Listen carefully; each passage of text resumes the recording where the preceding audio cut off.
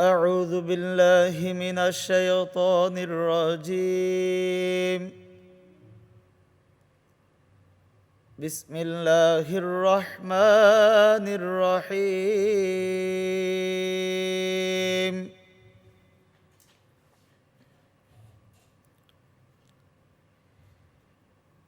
يا أيها الذين آمنوا أنفقوا مما رزقناكم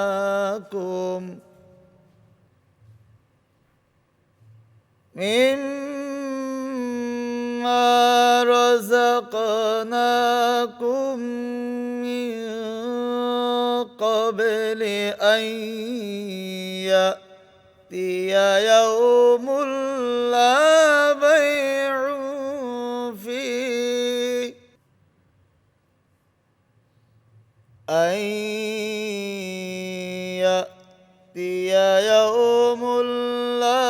بيع فيه ولا حلة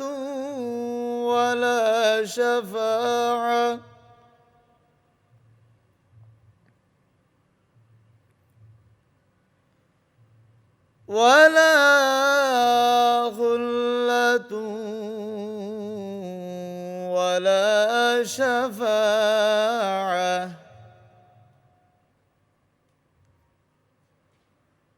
والكافرون هم الظالمون.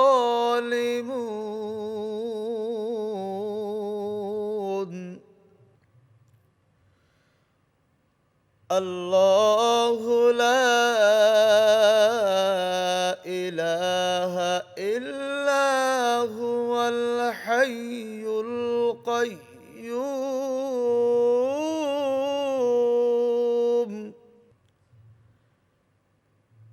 لا تأخذه سنة ولا نوم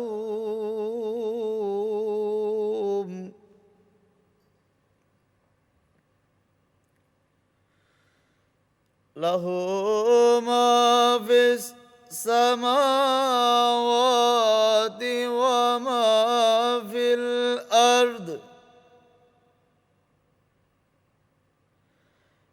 من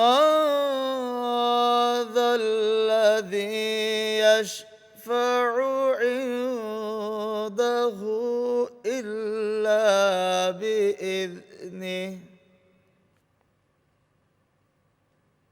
من ذا الذي يشفع عنده إلا بإذنه.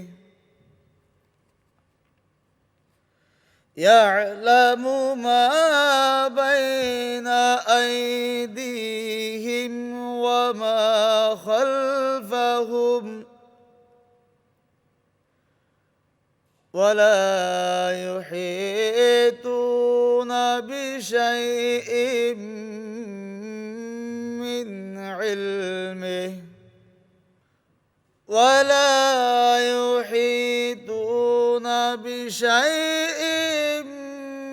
علمه إلا بما شاء.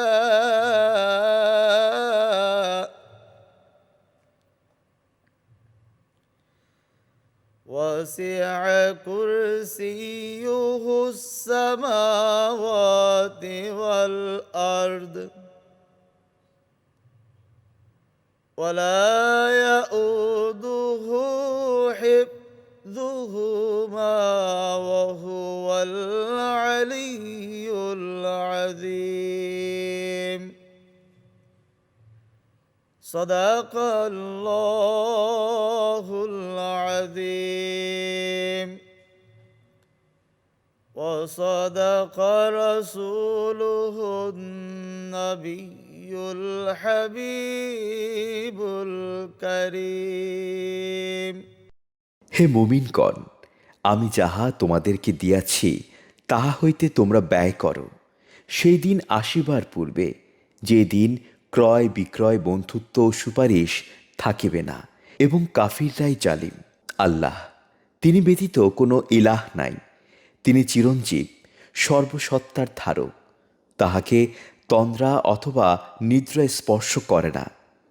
আকাশ ও পৃথিবীতে যা কিছু আছে সমস্ত তাহারই।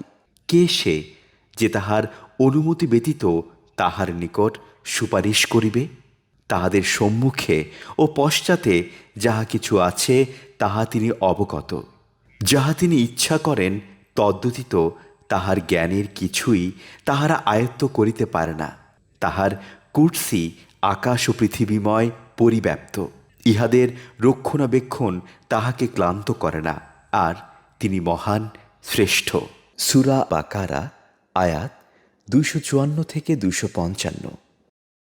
ইনফাক ফি সাবিলিল্লাহ, আল্লাহর রাস্তায় ব্যয় করা, এটা সৎকায় ওয়াজিবা হিসাবে ধরা হয়েছে। অর্থাৎ জাকাতের মাল, যে সমস্ত মালের উপর জাকাত ফরজ, সেই সমস্ত মালের ব্যাপারে আলোচনা এনেছেন, আল্লাহ তাআলা বর্ণনা করেছেন। তোমরা ব্যয় করো আমার দেওয়া হালাল রিজিক থেকে, সেই কিয়ামতের দিন আসার পূর্বে। কারণ এই দুনিয়াটা হলো আমাদের জন্য ক্ষেতের জায়গা।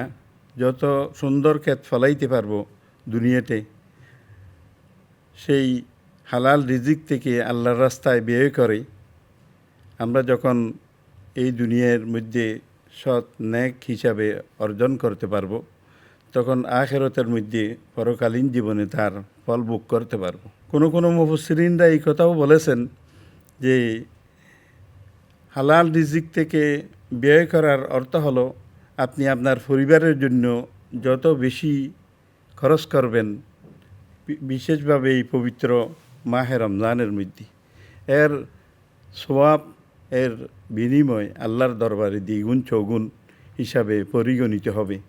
আল্লাহ তাআলা অন্য আয়াতের মধ্যে এইভাবে বলেছেন, মুমিনদের কাছ থেকে বিনিময় করে নিয়েছেন তাদের জান এবং মালকে। এখানে মালের কথা আগে আনা হয়েছে, তারপর জানের কথা, বিআমওয়ালিহিম ওয়া আনফুসিহিম। তাইলে আমরা বুঝতে পারি জান এবং মাল আল্লাহর পথে ব্যয় করলেই নিশ্চয় রাসূলুল্লাহ সাল্লাল্লাহু আলাইহি ওয়াসাল্লাম যেইভাবে করেছেন, সাহাবায়ে কেরামগণ যেইভাবে করেছেন, সেই সুন্নত তরিকায় আমরাও যদি চলতে পারি আমাদের ভবিষ্যৎ জীবন কামিয়াব হবে। 255 নম্বর আয়াতের মধ্যে যেই সূরা বাকারায় আল্লাহ রাব্বুল আলামিন বলেছেন, এটা হলো আয়াতুল কুরসি। এই আয়াতুল কুরসি সম্পর্কে রাসূলুল্লাহ সাল্লাল্লাহু আলাইহি ওয়াসাল্লাম একদিন হযরত উবাই ইবনে কাব রাদিয়াল্লাহু তাআলা আনহু, যিনি হাফেজে কোরআন ছিলেন, তাকে প্রশ্ন করলেন যে কোরআনের মধ্যে সর্বোৎকৃষ্ট সরদার উত্তম আয়াত কোনটি? তখন উবাই ইবনে কাব রাদিয়াল্লাহু তাআলা আনহু বললেন যে আয়াতুল কুরসি হলো সূরা বাকারার 255 নম্বর এই আয়াতটি। এই আয়াতের ব্যাপারে তাফসীরে কাশাফের মধ্যে একটি হাদিস এনেছেন, যে ব্যক্তি প্রত্যেক ফরজ নামাজের পর একবার করে, প্রত্যেক ফরজ নামাজের পরে একবার করে আয়াতুল কুরসি পাঠ করবে, তাকে জান্নাতে যাওয়ার জন্য মৃত্যু ছাড়া আর কোনো বাধা দিতে পারবে না কোনো বস্তু। অর্থাৎ মৃত্যুর সাথে সাথেই সেই জান্নাতের মধ্যে চলে যেতে পারবে। যদি কোনো ব্যক্তি সন্ধ্যাবেলা একবার পাঠ করে, সকাল পর্যন্ত যত ধরনের অনিষ্টতা, হালাকতি, ধ্বংসাত্মক বিষয় থেকে সেই নিরাপদে থাকবে, নিরাপত্তায় বসবাস করতে পারবে এই আয়াতুল কুরসির তেলাওয়াতের বদৌলতে। আল্লাহ তাআলা আমাদেরকে পবিত্র এই সূরা বাকারার আয়াত, যেটা সৈয়দুল আয়াত হিসাবে হাদিসের মধ্যে উল্লেখ করা হয়েছে, এখানে আল্লাহ তাআলার একত্ববাদের, তৌহিদের এবং তিনি যে চিরঞ্জীব, তিনি যে জীবিত, তার যে কোনো অলসতা নেই, তিনি যে কোনো নিদ্রায় যান না, অর্থাৎ তিনি যে সর্বশক্তিমান এমন একজন সত্তা, সেই সম্পর্কে খুব কঠোরভাবে, সুন্দরভাবে, সাবলীল ভাষায় আল্লাহ তাআলা আমাদেরকে শিক্ষা দিয়েছেন। পবিত্র কোরআনের যেই সমস্ত আয়াতগুলোতে রয়েছে ওয়াহদানিয়তের কথা, তৌহিদের কথা, সেই তৌহিদের একত্ববাদের এই আয়াতুল কুরসি সূরা বাকারার 255 নম্বর আয়াতটি সবচেয়ে বড় গুরুত্বপূর্ণ। আল্লাহ তাআলা আমাদেরকে সবসময় এই আয়াতুল কুরসি পড়ে জিন্নাতের আসর থেকে, বিভিন্ন মুসিবত থেকে, অশান্তি থেকে আমরা যেন সমস্ত অনিষ্টতা, হালাকুতি থেকে আমরা বাঁচতে পারি। আল্লাহ তাআলা আমাদেরকে তৌফিক দান করুক। হাযা মা ইনদি ওয়াল ইলমু ইনদাল্লাহ। আমিন। রব্বানা আতিনা ফিদ দুনিয়া হাসানাতাও ওয়া ফিল আখিরাতি হাসানাতাও ওয়া কিনা আযাবান নার। রব্বুল আলামিন পবিত্র মাহে রমজানের আমাদের রোজাগুলো কবুল করে দিন আল্লাহ। আমাদের জিন্দেগানির সমস্ত গুনাহতা মাফ করে দিন আল্লাহ। রব্বুল আলামিন এই পবিত্র মাহে রমজানের উসিলায় আল্লাহ, এই আয়াতুল কুরসির উসিলায় আল্লাহ আমাদের জীবনের প্রতিটা ক্ষেত্রে আল্লাহ নিরাপত্তা দান করুন আল্লাহ। আমাদেরকে সুন্দরভাবে জীবনযাপন করার তৌফিক দান করুন আল্লাহ। ইসলামী জিন্দেগানি বসর করার তৌফিক দান করুন আল্লাহ। রব্বুল আলামিন পবিত্র মাহে রমজান পাওয়ার পরেও আমরা যেন জীবনের সমস্ত গুনাহতা ক্ষমা করাইতে পারি আল্লাহ। রব্বুল আলামিন আপনার দরবারে আমাদের তওবায়ে নসুহা কবুল করে নিন আল্লাহ। আমাদের ইস্তিগফার কবুল করে নিন আল্লাহ। আমাদেরকে আল্লাহ আপনার দরবারে আল্লাহ মকবুল হিসাবে, রোজাদার হিসাবে আপনি কবুল আর মঞ্জুর করে নিন আল্লাহ। রমজানের বাকি রোজাগুলো আমরা রাখতে পারি মতো আমাদেরকে তৌফিক দান করুন আল্লাহ। আমাদের ভিতরে ইখলাস পয়দা করে দিন আল্লাহ। আমাদেরকে হুসনে নিয়ত পয়দা করে দিন আল্লাহ। সুন্দরভাবে শান্তিপূর্ণ পরিবেশে আল্লাহ পবিত্র মাহে রমজানের পুরা হক আদায় করতে পারি মতো আমাদেরকে তৌফিক দান করুন আল্লাহ। আমাদেরকে আল্লাহ হজ্জ মাবরুর নসিব করে দিন আল্লাহ।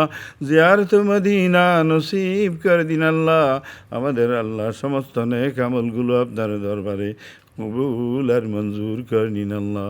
আমাদেরকে সবে কদর নসিব করে দিন আল্লাহ। সবে কদরের ফজিলত নসিব করে দিন আল্লাহ। আমাদেরকে আপনার পথে আল্লাহ সদকা, দান, খায়রাত বেশি বেশি ব্যয় করতে পারি মতো তৌফিক দান করুন আল্লাহ। আয়াতুল কুরসির উসিলায় আল্লাহ আমাদের জীবনের প্রতিটা ক্ষেত্রে নিরাপত্তা আমাদের জন্য আল্লাহ আমন আমান নাযিল করিন আল্লাহ।